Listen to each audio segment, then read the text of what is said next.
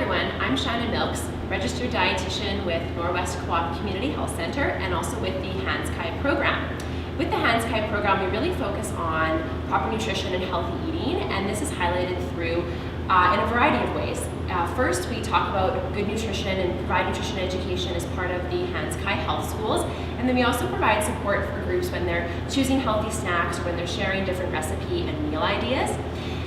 What commonly comes up is questions around how can I save money? How can I add in different ingredients to really get more nutritional bang for my buck?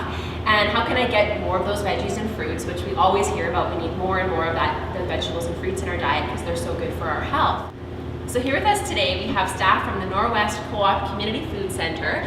We have Abby Legaspi, who's a food skills and cooking programmer, and community chef Grant Mitchell. They are going to do our recipe makeovers today. They're going to take you step by step on how to prepare some of these meals in a healthy way, and I will leave it to Grant and Abby. Take it away. Today we're going to make 3 recipes. One of them is going to be homemade pizza, favorite of all. We're going to start with a homemade crust. It's a biscuit crust. It doesn't involve yeast. It's very quick to make, so you're saving on time. It's something I always do when I'm rushing home and trying to make dinner. As well as it's flexible. It can give you some options as to what kind of ingredients you want to add. Naturally, it's going to involve flour, but you can certainly use whole wheat flour if you want to make that healthier choice. And the ingredients are very basic. And making your own crust allows you to control your salt, control your sugar and your fat. So if those are concerns, then you're in control. Right, so for the dough, we're going to use 2 cups flour. Nice and even. You can use whole wheat flour if you like, of course. 4 teaspoons baking powder, not baking soda, baking powder. 3 and 4. Just a pinch of salt, nothing crazy. We're looking at half a teaspoon, like so. Once again, we're getting our hands dirty because we love it. And now we're adding milk.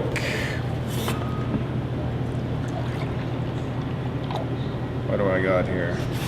That's about half a cup.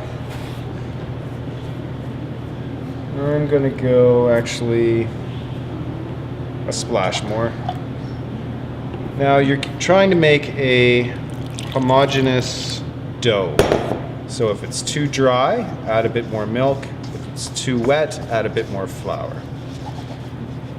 To help our texture and keep it a little bit moist, I'm gonna give it a bit of a blast of olive oil. That was probably about a couple tablespoons. So we're just pressing it together. Brilliant.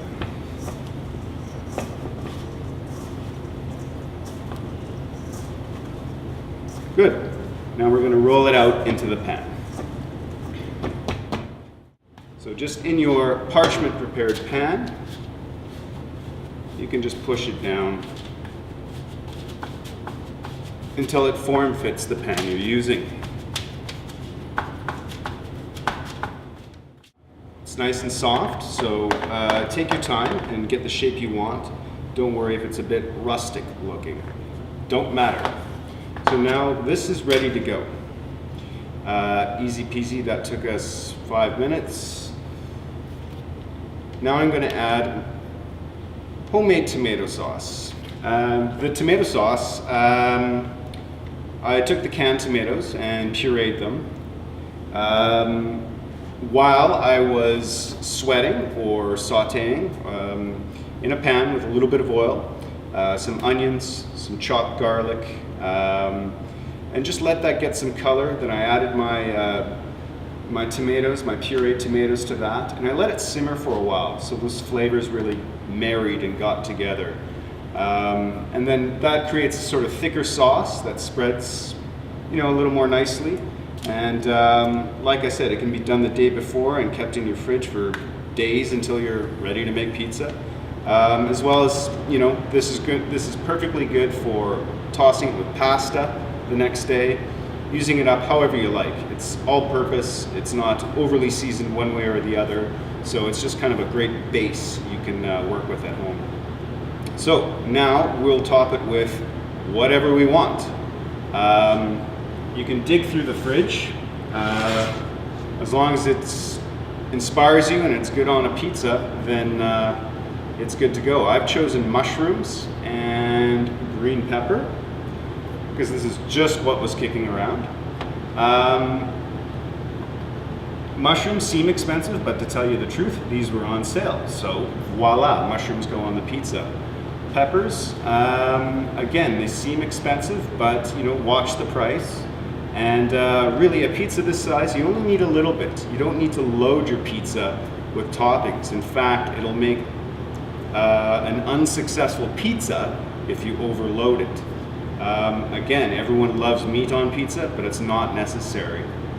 It's pretty filling, and flavor-wise, if you've got fresh vegetables, a good sauce, sprinkle of cheese, it'll be enjoyable. So, let's start topping. Abby, can you pass the mozzarella cheese, please? Thank you. Mozzarella cheese, of course, for a pizza. I like to use it sparingly. Not only is that cost efficient, you're not overloading your pizza with fat. Yeah, it's delicious, but too much is too much. And in my opinion, as a professional, as well as a lover of pizza, just a light amount of cheese will do the trick, for sure. So I've just sprinkled it judiciously. First, vegetables, if they're covered with cheese, they're going to sweat and they're going to sog out your crust, making a soggy crust, which is absolutely undesirable. So we're going to take our pepper, slicing it thin, so the high heat of the oven cooks it quickly. And again, it doesn't sweat out all of its liquid and make that very, very disappointing soggy crust. And we're just spreading it out on the pan evenly, not crowding, like so. We've got some mushrooms.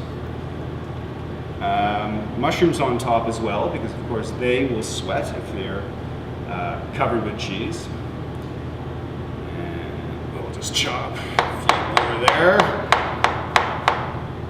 Beautiful. So, and really at this point it's kind of like whatever else you want, just keeping in mind you don't want to overbear your pizza. So, it could be thinly sliced tomato, it could be sun-dried tomatoes, it could be white beans.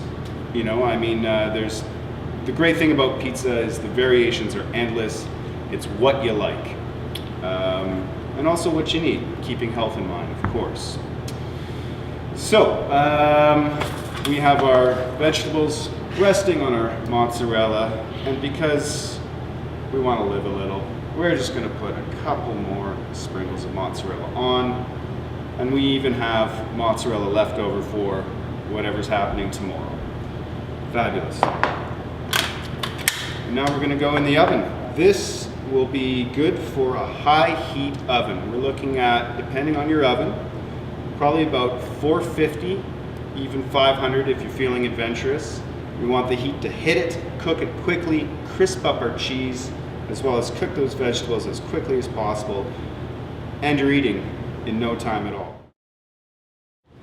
So with one of the recipes that was highlighted today, the homemade pizza that Grant and Abby did such a wonderful job of showing us how it can be so easy to prepare, you can see how they've added so much nutrition into one of the most traditional recipes that people are used to either buying or ordering, and you can actually make it right at home.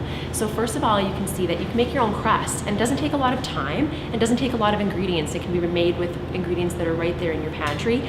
Grant had mentioned that you can add in whole wheat flour, or you can even do half white flour, half whole wheat flour. If you have things like ground flax that you have kicking around your house, you can add that in, and what that's going to do is it's going to add extra fiber. And fiber is a really important nutrient for our health for a variety of reasons. The first thing is we know that having extra fiber in your diet helps keep us regular. So it really helps to promote good digestion and keep your digestive health in check. The second thing is fiber is really good for lowering cholesterol. So if you can add more fiber into all of your grain products, such as choosing whole wheat flour, buying whole grain pastas, rice, those are all things that are going to add in grams of fiber.